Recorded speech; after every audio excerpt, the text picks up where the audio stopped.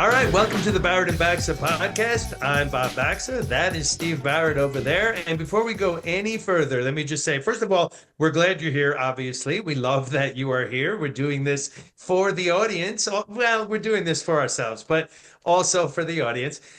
Please hit the like button, the subscribe button, the normal crap that people say at the beginning of podcasts, all those stupid buttons that help podcasters. Please hit one of those. We're very happy that you're here, and it helps us to gain an audience. So this is it. Let's get right into it. Steve Barrett, how you doing there, buddy?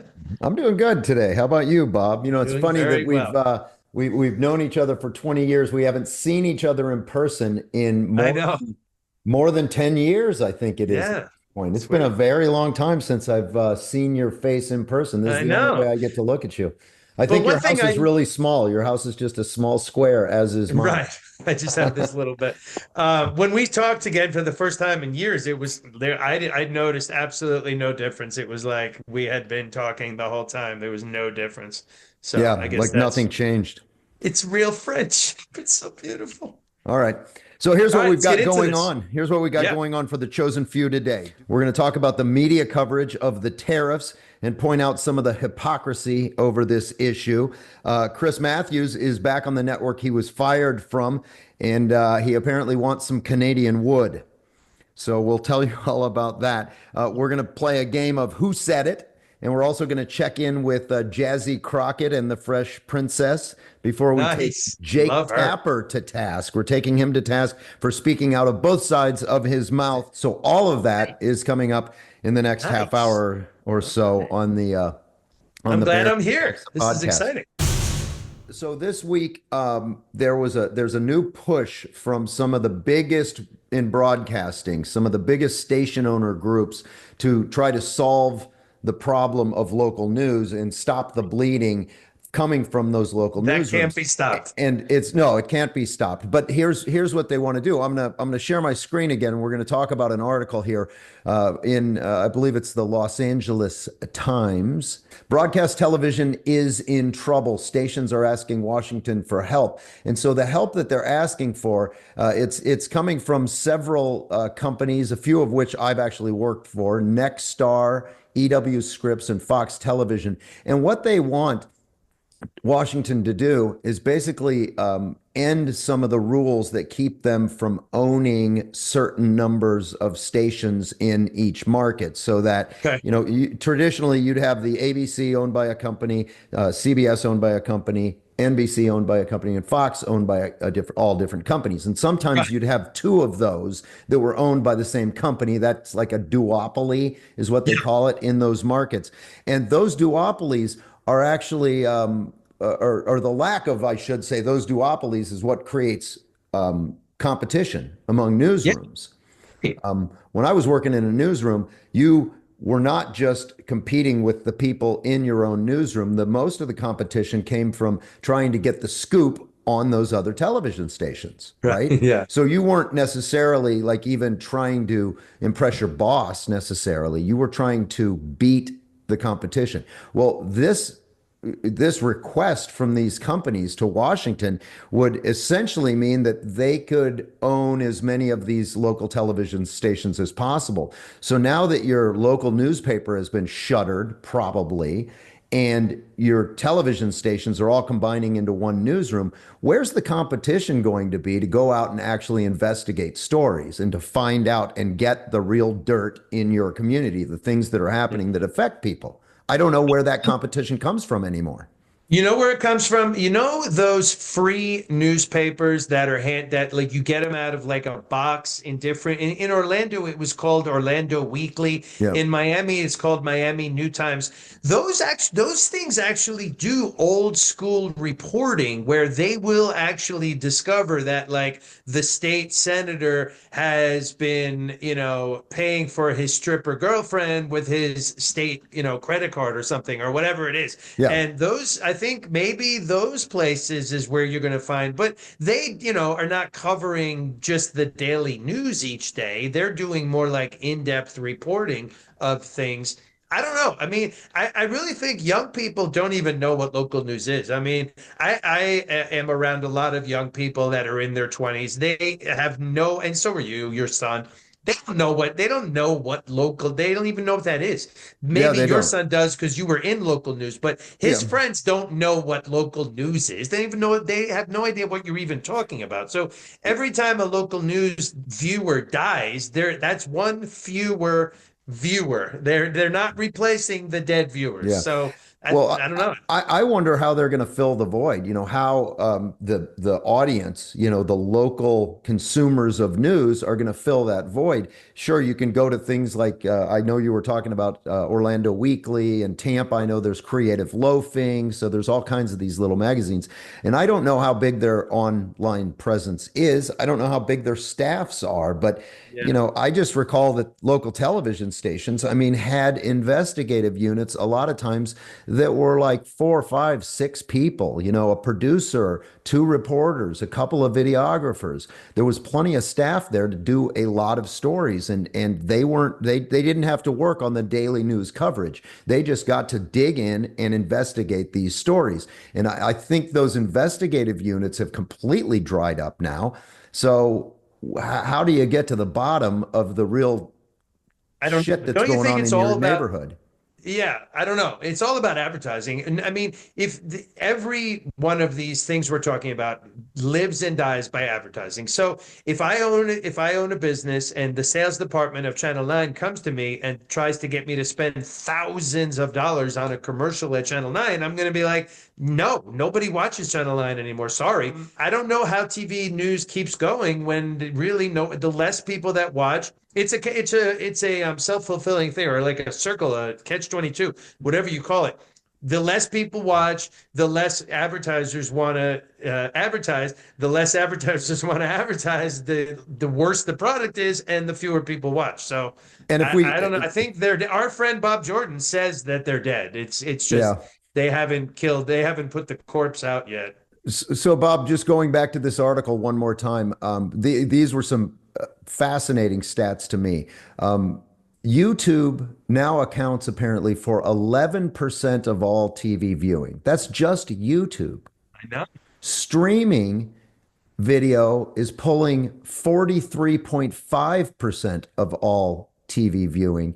But look down here. You were talking just a moment ago about where the money is coming from. Digital video ad revenue rose 17% to $57 billion. This was 2023, so this is 2 years ago, compared with only 18 billion for local television stations. And Absolutely. that's going to get worse. I remember as we talked about that, that's going to get worse because earlier in the article, they pointed out that in 2029, guess what? All those local televisions lose right here. I've got it Wow. highlighted. The NFL is going Wow. away from these local television stations. What the hell are they Gonna going to hurt them. do? I don't know. They're What are they screwed. going to do? All of our friends are going to be fired. We got out of the business just in time, I think. Thank you, God. Moving on, I guess the biggest story of the whole week, and it'll probably go on for a couple more weeks, is these tariffs Yeah. and the roller coaster ride that we've all been on. And there's already a lot of reporting out there about the reporting on the tariffs, and a lot of it showing how left leaning the coverage is and how the mainstream media is just trying to drive home hard that these tariffs are nothing but horrible. Yes, and and I'm wearing my Trump shirt today. I don't know if everyone could see, but to me, Trump is negotiating, and he did not cave. I keep hearing the word Trump caved. That was a big feature this week. Was that Trump caved on the tariffs? Tariffs. I don't think he did cave. I think he announced these tariffs as a negotiating method, and then some countries immediately came running. Like Trump even said, they're all calling to kiss my ass. Some companies came. Countries came, others did not, and then he paused the tariffs as like a little reward to the countries that are willing to negotiate. I think the whole thing is just a negotiating tactic, and everyone agrees. And we're going to talk about this. Everyone agrees that countries have been taking advantage of us for years, for decades. For decades, Uncle Sucker has been paying for everything. And Trump is the one who is finally saying enough is enough. And these countries have to pay up. We are the market. If you sell something, if you're BMW, you have to sell BMWs in the United States. That you can't live just selling them in Germany and Japan. You must sell BMWs in the United States. That's it. So they have to do whatever they have to do. There's an article from Fox News, and they're talking about how really even in the first Trump term, he never got credit for all the economic upturn that we had going on. Part of the article says that 31 Dow Jones records were set, new records on the Dow were set between January 1st, 2017 and January 26th, 2018. So that's, right at the beginning of the Trump administration. The Dow Jones rose more than 25%, but networks routinely ignored those records. Correct. So, and then the next sentence, when the market went down this year, the networks are all over it. So it's another, all it is, when something good happens, the networks, for Trump, the networks, they ignore it, or they downplay it, or they say Trump had nothing to do with it. When the exact same thing happens, but it's bad, now the networks cover it, they jump and it's the all biggest over deal. it. It's the biggest deal in the world. So if the market goes up, oh, Trump has nothing to do with that. If the market goes down, that's 100% Trump's fault. And they do this over and over and over again. I think they're mentally ill. When it comes to tariffs, I found it interesting, and I didn't know it until I started seeing it online. All of these videos of Democrat lawmakers saying all the exact same things that Trump was saying leading up to the tariffs and then after the tariffs, that it all had to be done. In fact, we did find a clip, I think you found this one, that demonstrates Chuck Schumer, and we'll play it right now. We'll play Chuck Schumer and how much his opinion apparently has changed in the last 20 years. The bottom line is very simple, Mr. President. The Chinese have enjoyed a huge trade surplus with the United States, as this chart shows. Every year, it gets larger and larger and larger. Much of that trade surplus is because the Chinese don't play fair. They don't let our goods into their country. I can tell you company after company in New York who cannot sell goods in China or can only sell the goods under certain conditions that make it impossible for them to sell them. Trump's tariffs are driving New York into a recession. Who knows there's real trouble ahead. Everything they're doing is very bad. Very, very bad. That's the only thing we do know. That things are very, very bad. All right. It just shows how full of shit they are. That's Chuck Schumer. 20 years apart. Right. So in 2005, he's saying, we've got to solve this problem. We have got to end this trade imbalance. And now that someone is finally doing it because it's a Republican and not a Democrat, they're blowing it up. They're going nuts over it. I would even go so far as to say because it's Trump. Like if it was, although probably you're right that if any Republican was doing this, they would be freaking out. But just multiply that times a million because it's Trump, because they hate him so much. And I mean, there's Nancy Pelosi's on video saying it. Same thing. Schumer. There's many people over the years saying that China's taking advantage of us. We have to stop it.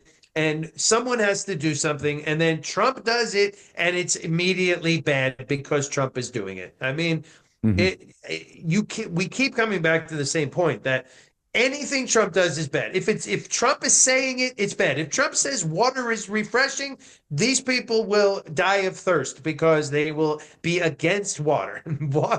Water will be the enemy. It's really crazy how much they do this. And it's so fun to point out this hypocrisy, how everyone changes their mind. Funny when you're good at finding these funny clips, by the way. So I want to do this more often because you always find these hilarious ones. Yes. Another one that we have lined up today is what good old Chris Matthews came back on his former channel to say. Yes, this And is good. this is just hilarious. But there's other thing. I watched on the evening news last night, one of the other networks, and I watched the issue of lumber. Now, you see, we get so much of our lumber, our 2x4s, from Canada. What's where we get it from? Canada. We get our newsprint from up there for newspapers. The fact is we get it. What are we going to do? Have more lumber made in the United States now? What is our plan now? Oh, we're not going to import wood, so we're going to make more wood? We're going to create more wood? Is that it? I don't think we are in a position to simply replicate the imports coming into this country with our own products. It can't always be done. And I think if a wood's example of that, wood. Are we going to make more wood in this country? I don't know if you know this, Chris, but it's actually God that makes wood by trees. Wood comes from trees. Chris Matthews is like, what do we think? Wood just grows on trees? I mean, seriously, where do you think we're going to get the wood? So of all the products this moron could have picked, he picks wood? Like, dude, are you aware? And he said we get all our newsprint from Canada. What is he talking about? Well, Newsprint? I'm from Wisconsin, where every town has its own paper mill. Yeah, so I'm looking we have the outside right ability now. to make our own paper. I see a lot of wood outside my window. They're called trees. So yeah, And Chris, they keep growing. We can plant new ones. Exactly. We They can actually manufacture wood. we can make wood in this country. So that was very, very funny. I love that one. Poor Chris Matthews. And it was funny. Joe that was from Morning Joe.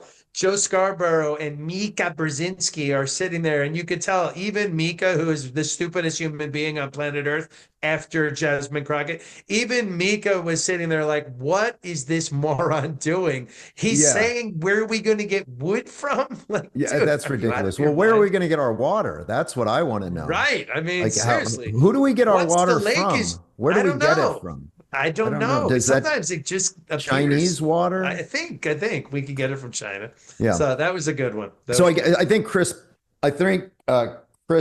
Matthews is just a little pundit that they bring on every once in a while. I don't think they've hired him back. They just want to hear I don't think his they're opinion having him back every after once that. in a while. Yeah, like the guy who got caught masturbating on the Zoom call. They bring him back. You know what? I heard a funny name for him. That's His name is CNN, Jeffrey. though. Right. His name is Jeffrey Toobin, but you can call him Jeffrey Tube Out. He's Jeffrey Tube Out. That's a good one, right? All right. Another one of these pundits that we like, though, pointed something out this week. Jonathan Turley. And it's true. Everybody thinks, Doge is why everyone hates Elon Musk. But it goes back even further than that. It goes all the way back to the days of when he was buying Twitter.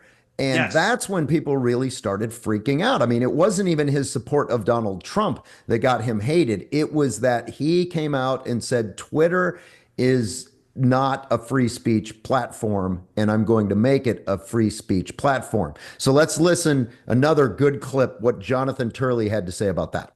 And you have people go into absolute vapors every time he talks about censorship or talks about Donald Trump. Really, this turned on Musk when he bought Twitter and took down the censorship system.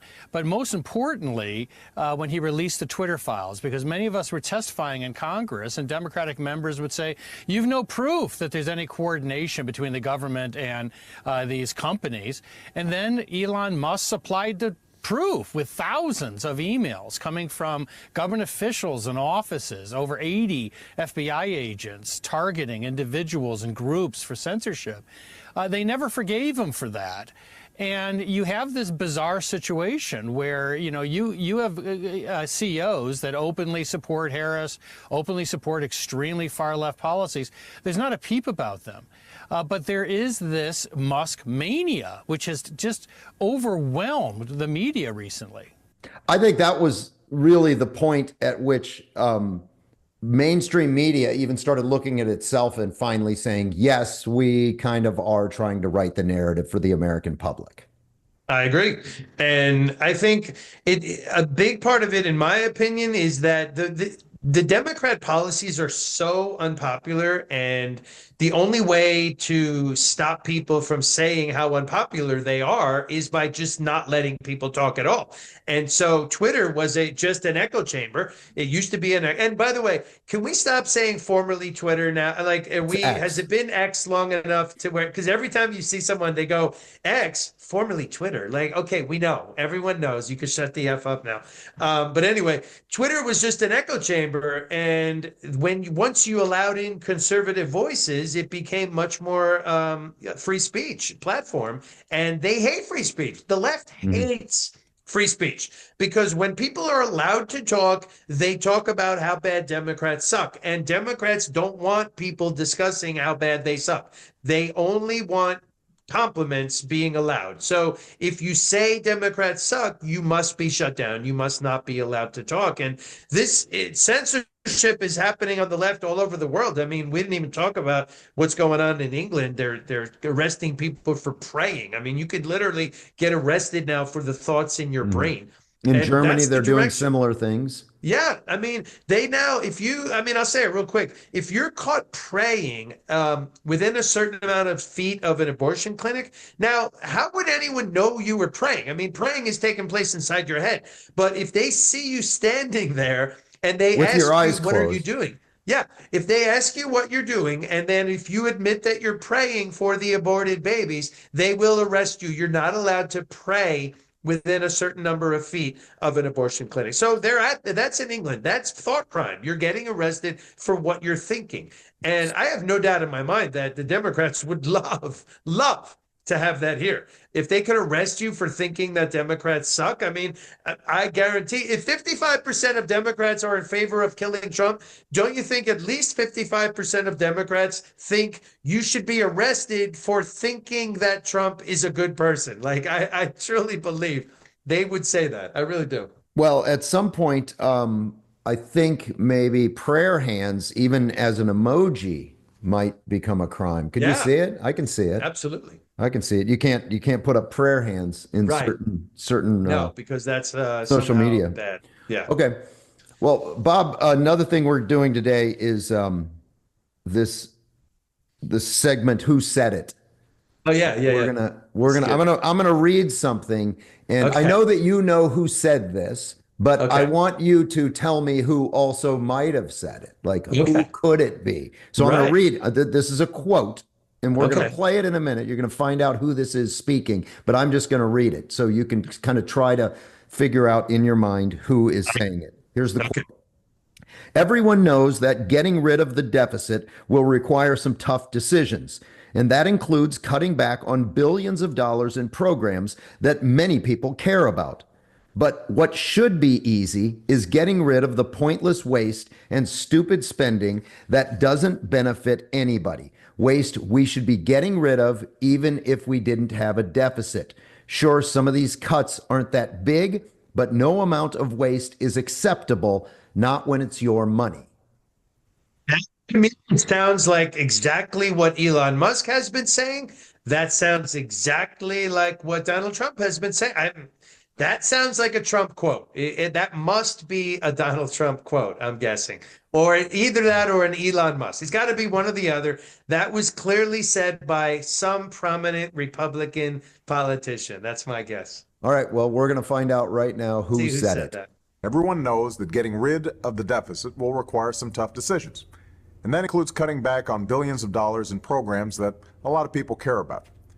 But what should be easy is getting rid of the pointless waste and stupid spending that doesn't benefit anybody. Waste we should be getting rid of even if we didn't have a deficit. Sure, some of these cuts aren't that big, but no amount of waste is acceptable, not when it's your money. All right, there you go. It's Barack Obama. Barack Obama. So that's just another example. This is everything that Trump and Elon Musk are doing, and it's all being done at the direction of Donald Trump. Everything Trump is doing is popular. The Democrats have been saying this stuff for decades. Well, what gets me is I remember even back when I was in college and they were talking about how, the military was spending $900 or $9,000 on a toilet seat and things like this. And I thought at some point somebody is going to get into government and dig out all of this waste. And I kept waiting for it to happen, waiting for it to happen. But I didn't think that when it did happen, that half the country, almost half, not quite half, but half the country would be saying, no, let's not get rid of any of that waste. Hands off. It's not up to you. We'll do it when we're back in office if we feel like it. It's so disappointing that in the United States, getting rid of waste, fraud, and abuse is something that is debatable. It's so weird. I mean, and I'm even thinking as you're talking, what if we agree that Donald Trump is an evil jerk? If we said Donald Trump is an evil jerk, then will you let us cut these things that you want us to cut? Like, are you being held up by the fact that you just hate Trump so much? Like, I don't understand how it's suddenly bad. And they're trying to play this game of, well, you're cutting Social Security, you're cutting Medicaid. He's not. It's just a lie. You're being lied to by the mainstream media because they hate Trump. I keep coming back to that. I'm just like, it's not like a broken record. But it's in every story. Bob, I think that even after Trump is gone, whoever comes next as a Republican is going to get the same treatment from the left. No one's ever, I don't understand how we're going to get to a point where politicians work together again, because it's so divided. I mean, no matter what the issue is, no matter what the bill is that comes up, you might get 2 or maybe 3 people to cross the aisle and vote in the other direction. But there's almost nothing that's bipartisan anymore at all. And they use the word bipartisan completely incorrectly. To me, bipartisan means that like half of the bill was voted for by Democrats and half, a substantial number of each. But what they do is, or one, they find a bill that is, 287 Democrat votes, 1 Republican vote. And then every time the media talks about it, they say, this bill had tremendous bipartisan support. No, it didn't. You got one jerk-off Republican. Who was probably in trouble in his district or whatever. Maybe you caught him doing something. I don't know. But having one guy vote with the Democrats does not mean that it's bipartisan. But it's just another example of the media just lies so much that people don't, they don't understand what's actually happening. And that brings us to a perfect example of a journalist who says one thing and then changes his tune within, and I think in this case, it's within about 1.5 years. We're going to talk about Jake Tapper. So Jake Tapper tried to get the upper hand on Tim Walz and say, why didn't you say something about Joe Biden and his condition? He tried to be a super tough interviewer. He tried to be Mr. Tough journalist. Right. And he got caught in a good bit of hypocrisy because the internet quickly dug up a story that he was basically saying the opposite just about 1.5 years ago to Laura Trump. So let's first play a clip.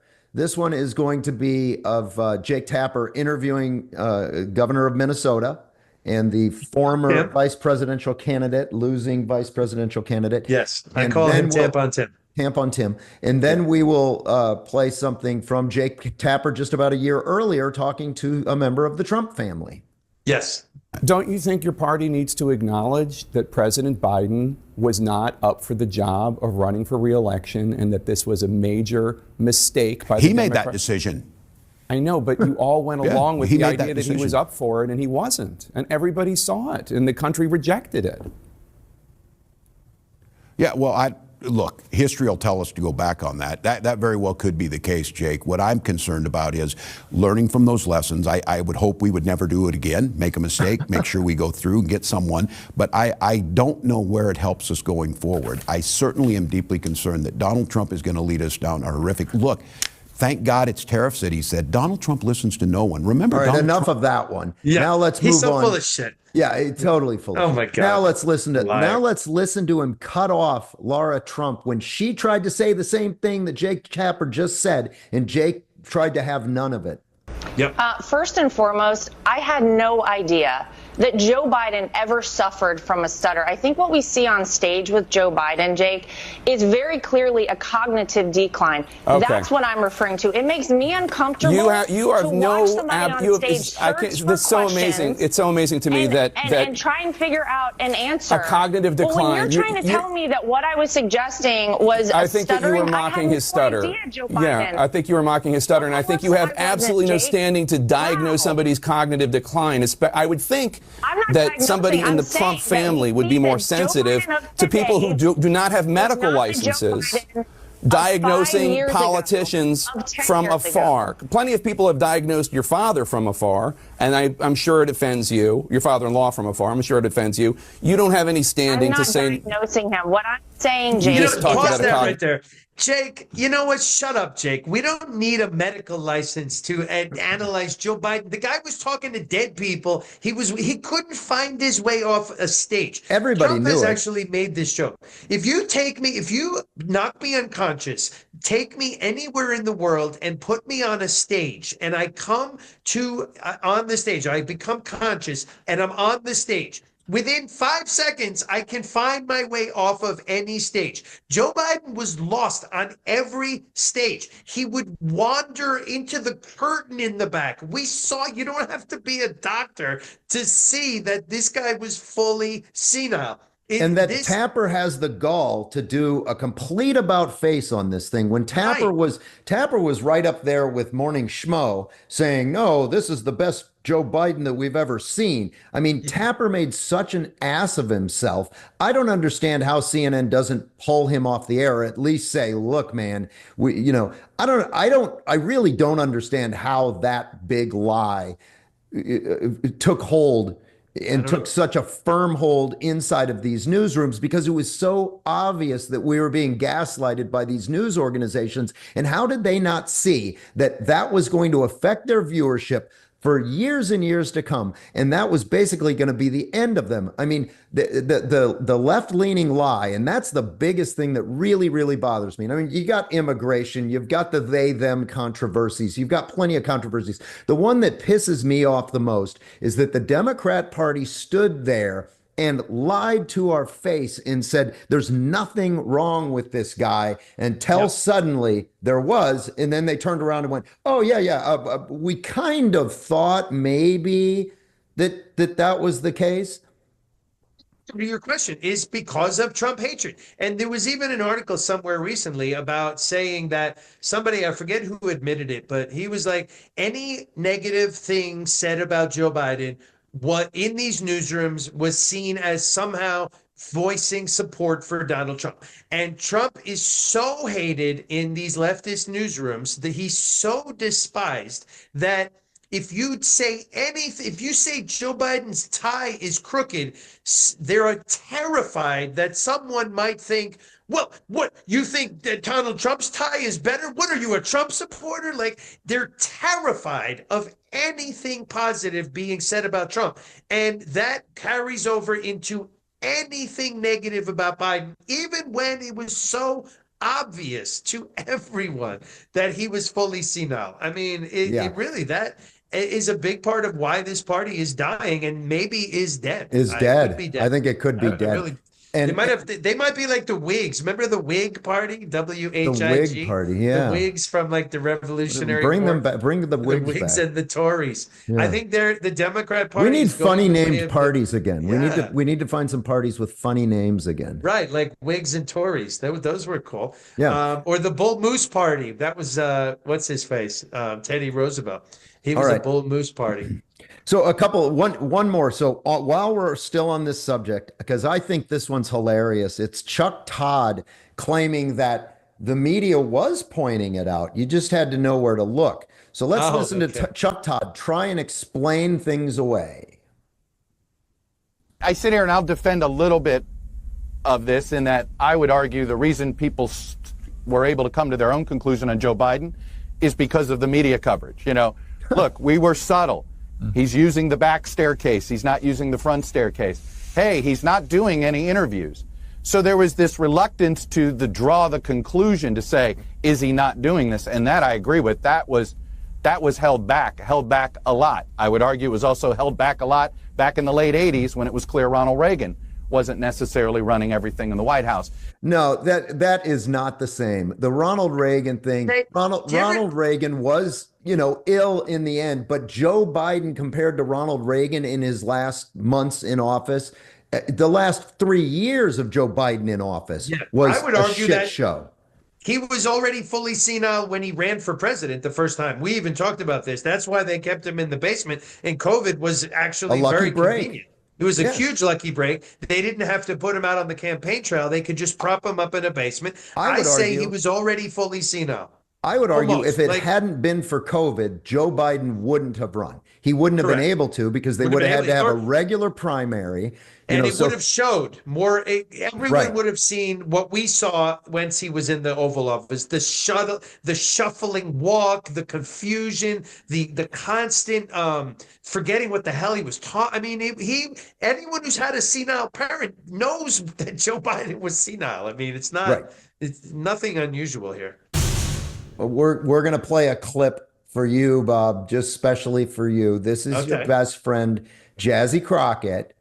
And you will have a comment. Please keep letting her talk, Democrats. Yes, she needs to be the leader of the Democrat Party. Yes, and in that case, the Democrat Party is really going to fall apart. Right. So let's listen up to Jazzy Crockett here, and who used to actually speak like just a normal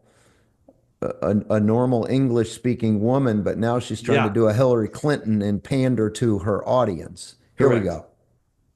So I had to go around the country and educate people about what immigrants do for this country, or the fact that we are a country of immigrants. Right. The fact is, ain't none of y'all trying to go and farm right now. Oh, look at that so look. I'm lying. Raise your hands. You're not. We done picking cotton. We are. You can't pay us enough to find a plantation. Pause right there. Let's stop. Think about what she's actually said. Forget about because I want to mock the black accent, because she does not talk with a black accent. She's on video. You can find it on the internet. She's a college-educated woman. She has a law degree. She speaks like you and I are speaking right now. She speaks like a white person, a professional white person. She does not speak like a ghetto black person. And she's putting on that fake black accent because she's at a black church. That is not how she talks. So right there, I say anyone that talks in a different accent, depending on their audience, should be mocked. So she should be mocked for that, for sure. But even more so is she's talking about immigrants. She wants immigrants because we need a new slave class. Think about that's what she that is said. what she's saying. And she's saying like, we need slaves. She's the rising star in the Democrat Party right now. I don't understand how they don't identify these problems within the Democrat Party. How do they not look at that and go, we cannot let this happen? It's confounding how, and then they're not going to come out of this hole until they start to realize that they need to leave these people off to the left, in the far left, way over there, and ignore them and put their centrists out in front of everyone to talk in reasonable terms. Guys like Josh Shapiro.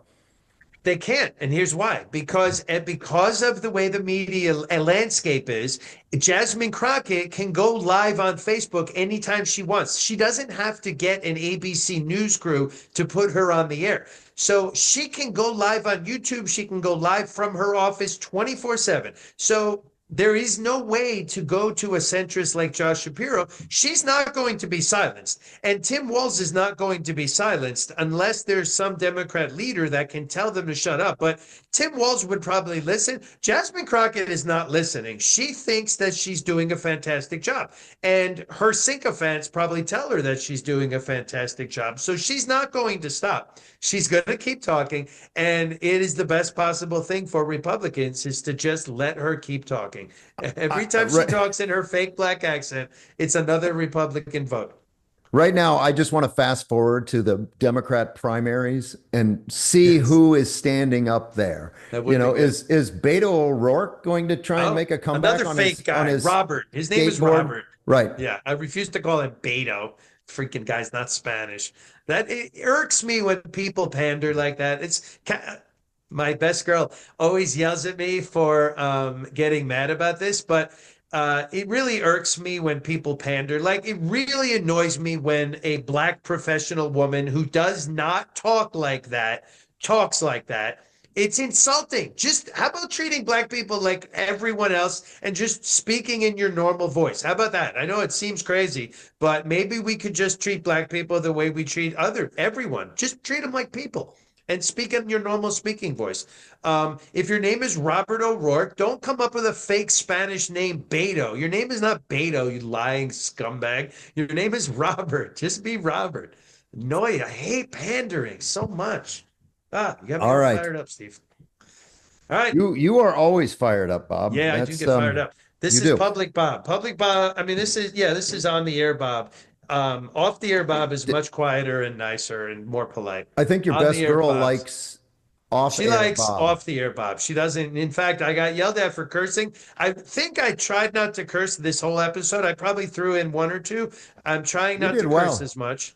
I'm trying not to be mean to people, but I mean, come on, Jasmine Crockett. How am I supposed to not mock her? I mean, seriously. So much material there. There is. They give us unending amounts of material. So. All right. All right. Is that it for this episode, Steve? That is it. That is it for this episode. Tell the viewers Bob Baxa. what to do. Well, here's what you do. You can find us on Spotify, YouTube, Apple Podcasts, Rumble, and a number of other platforms. TikTok. But what we want you to we're do, on TikTok. TikTok, yes. But what we want you to do is click that subscribe button or that like button or that follow button, whichever it is.